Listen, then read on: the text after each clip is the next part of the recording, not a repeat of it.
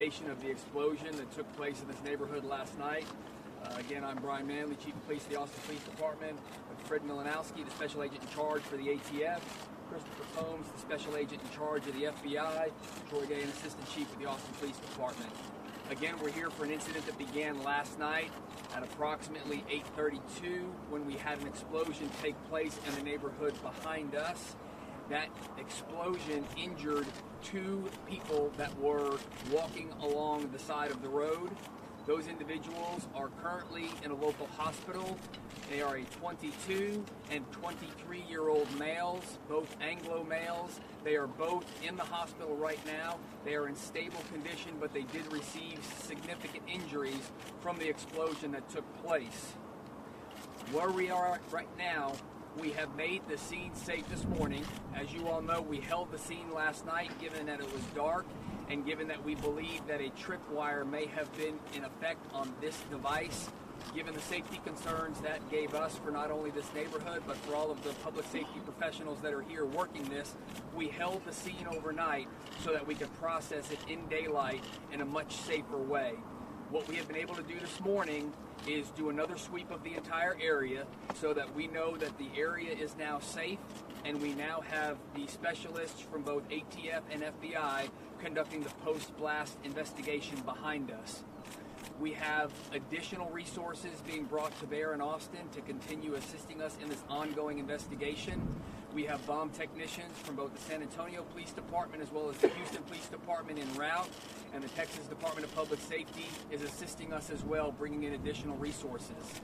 There has already been a significant presence from our federal partners since these events began, and as we reported yesterday, we have over 500 agents and their teams working on Austin cases alone, and we have additional resources being brought in again by both of those agencies. And as has already been broadcast, there is a $100,000 reward out there for someone who can give us a tip leading to the identification of the suspect or suspects in this incident, along with another $15,000 reward that's been put out by the governor's office for the same.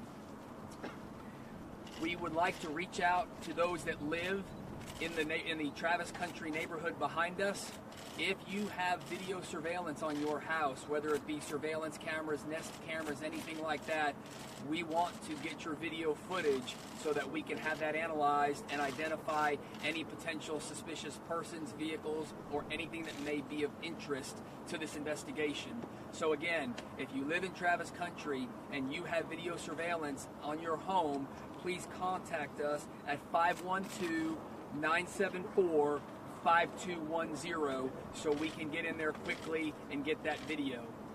This neighborhood is still being locked down right now for safety, and we expect it to be so until approximately 2 p.m. today, but we will update that as necessary throughout the day. Again, we're doing this in overabundance of caution so that we can keep this neighborhood safe while we process the scene. There's still a significant amount of evidence. As you can imagine, with a blast scene like this, the evidence is strewn across quite a significant distance, and it's going to take us a while to methodically go through and collect this evidence so that we make sure we get it right.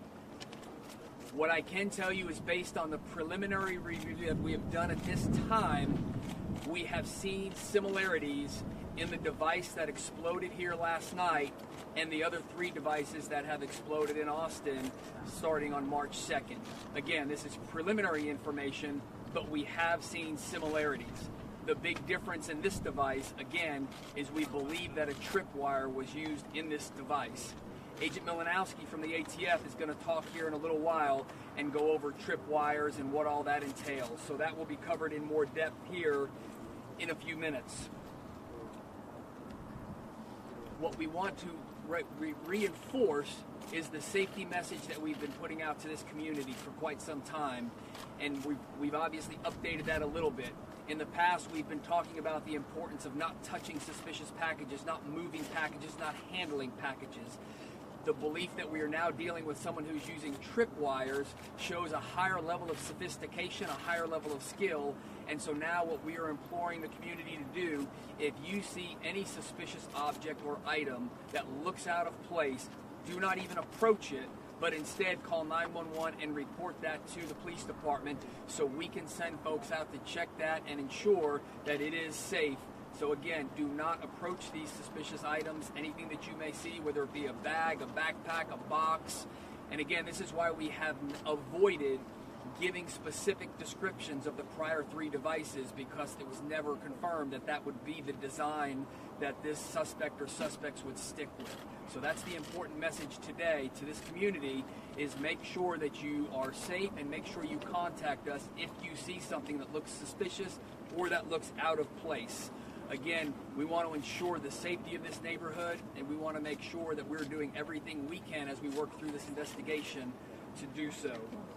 With that, I'm going to ask Special Agent Milanowski to come up and talk a little bit about tripwires. All right, we want to talk a little bit about this because this device is a little more sophisticated than what we have seen to date.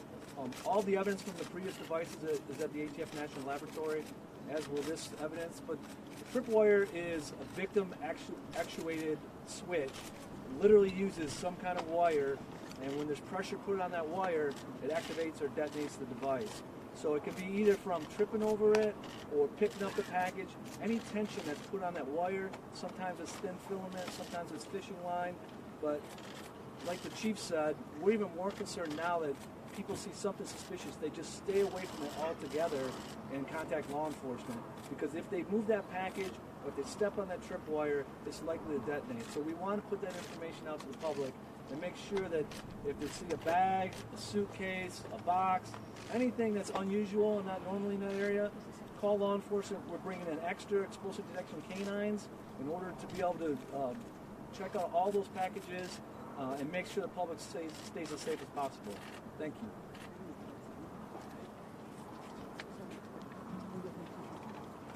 Just want to highlight, obviously this is very concerning to us. The FBI has brought in over 350 special agents to work here.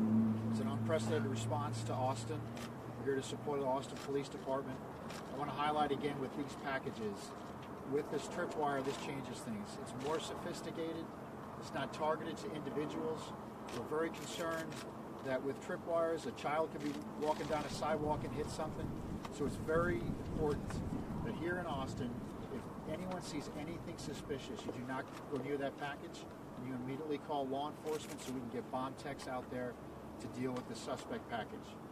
Additional teams have been brought to bear here in Austin with the area police departments, the state bomb squad, the federal bomb squads are here. We're bringing in extra bomb techs as we speak to make sure that we can handle every suspicious call that happens here, not just in Austin, but in the surrounding communities as well. So it is very important that we stay away from anything we consider to be suspicious. I would also like to highlight there's a $100,000 reward out right now for anyone that can give us information that can lead us to stop the bombings. We need this to stop. We are very concerned that people can get hurt by this just by walking now. We have tripwires. $100,000 is a lot of money, and we're hoping somebody knows something and that they can call us and help us stop what's going on here. Thank you. And the only thing that I'll add before we open it up for questions is we have utilized the reverse 911 system. However, many of you all probably already aware there was a glitch in the system and it went out across the majority of the city, so we were putting out through social media. Travis Country is the only neighborhood that is affected, and Travis Country is the neighborhood that we want to have people stay sheltered in place in their residences until 2 p.m. this afternoon or until we advise further. So with that, we'll go ahead and open up for questions. Chief, at what time are you going to call this domestic terrorism? Well, you know, that's been the question all along, is this terrorism, is this hate related? And we're early on in the investigation today. We've only gotten into the preliminary phases, and as the day moves on, that is something that we're going to analyze. We are clearly dealing with what we expect to be a serial bomber at this point based on the similarities between now what is the 4th device. And again, as we look at this individual and the pattern and what we're looking at here, we will have to determine if we see a specific ideology behind this or something that will lead us, along with our federal partners, to make that decision. Chief, there's some ATVs down in the Greenbelt. What are y'all doing down there? Right now, the ATVs are here just in case we need to go into this green belt. Again, we're not certain from which direction the suspect or suspects may have entered this area, and so they're here in case we need to get through the wooded area here as part of the evidence collection process. Are police investigating other areas in Austin? Are you canvassing neighborhoods? Are you canvassing other neighborhoods? Are you searching in different places since this is so spread across the city? So what we're doing right now, again, as we've talked about before, this has to be a community response. This is something we're going to solve as a community. The officers that are working in the neighborhoods are paying attention not only for the suspicious packages, but also items that may look out of place.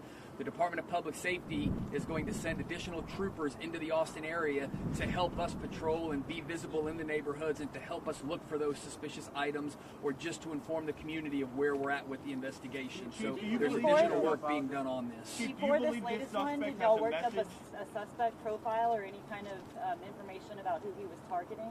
So as we mentioned yesterday, we have had a large number of tips that have come in through the past week, and each and every one of those tips gets worked by the teams we described. They come into the command center and they get assigned out to either a team of ATF investigators or FBI investigators or Austin Police Department investigators. So throughout the course of this past week, there were points in time where we had persons of interest because of information that had been provided, and then as we furthered the investigation into those individuals, either their backgrounds, their social media life, things like that, we have run those leads to ground, and at this point we are following up on a few more.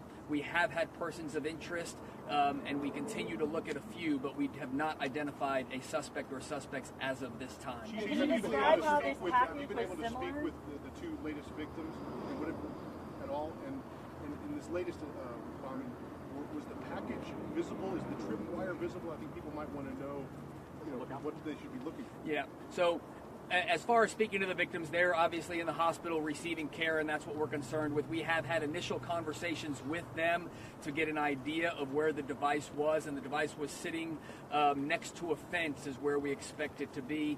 And again, as Special Agent Malinowski talked about, the tripwire can be a filament wire, can be fishing line, it can be a metal wire. So that's why people just need to pay attention to see if there's a device that is seated somewhere near, because the tripwire would be attached to that device and it would pull on it to then activate.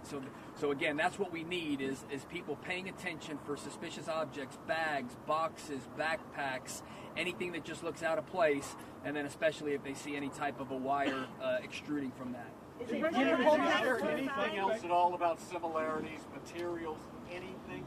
So what we have said to this community from day one, we are going to give you information that keeps you safe. That's why we got on camera at 1:30 in the morning when we felt like there might be a tripwire in play, because we didn't want to wait until this morning to put that information out, because that's information that helps keep this community safe. The specific components of the bomb, the firing mechanism that the suspect or suspects are using, that doesn't help keep the community safe, and that is something that is being kept confidential by us and our federal partners to protect the integrity of the investigation. Is it difficult to set these without suicide bombs? Suspects were putting these on specific porches, and now, like Special Agent Holmes said, it's a little more broad. This could be triggered by anyone. What does that tell you about the person behind this? Well, again, as we said from the very beginning, we were not willing to classify this as terrorism, as hate, because we just don't know enough. And what we have seen now is a significant change from what appeared to be 3 very targeted attacks to what was last night an attack that would have hit a random victim that happened to walk by. So we've definitely seen a change in the method that this suspect or suspect is using. Chief, you don't know enough about why the suspect is doing what they're doing? Were they walking along the sidewalk along the fence and came across this tripwire, or were they walking between houses? Can you kind of help paint the picture of how they actually came across the wire? What we believe, and again, this is all preliminary, but what we believe is they were walking either on the sidewalk or the grassy area between the street and the fence, and so they were not walking between houses but alongside a roadway. Chief, you tried to reach out to the suspect earlier. Do you think this suspect or suspect still has a message for police? Well, again, we've opened ourselves up for a message, and that's why we asked him to contact us and gave him phone numbers to contact us at. And again, we won't understand what the motive might be behind this or the reason behind this until we have an opportunity to talk to the suspect or suspects that are involved. Besides being on the lookout for objects that are suspicious, should people adjust their lifestyle in any way until there's a solution to this?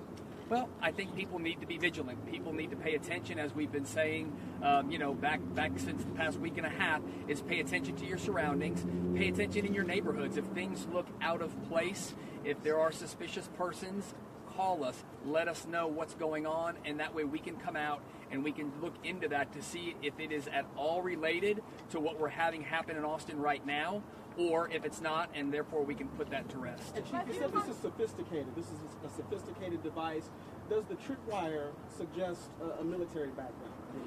You know, a tripwire doesn't necessarily suggest that there's a military background. What it does suggest, though, is that the suspect or suspects that we are dealing with have a higher level of sophistication than maybe we initially thought, based on them changing their methods to a more difficult device. Yesterday afternoon, you asked the suspect to contact you with their message. Do you think last night was their response? You know, we won't know that until we have an opportunity to talk to the suspect or the suspects, whether or not that was a motive behind this. That's just something we're not going to know. And to that end, again, I will reach out to the suspect or suspects and ask that you contact us, ask that you reach out to us, communicate with us so that we can put this to an end. There are innocent people getting hurt in this community, and it needs to come to a stop. The last thing we want to have is another injury or another death in our community related to this incident. What's the relationship between the two victims? To indicate that he wants to talk to you? ATF interviews are going to start right over here in the shade. The first three up are Mark, Bridget, and Ava. Reminder, you get 3 minutes each. So just one thing, we would like to talk to the shooter. We'd like him to contact us, as the chief said. We don't understand why they are doing this. We have people here that he can talk to, and we would like that to occur. So we would like him to reach out and talk to us. And your name is, sir? What is your name, sir? I'm sorry, I gotta go look back.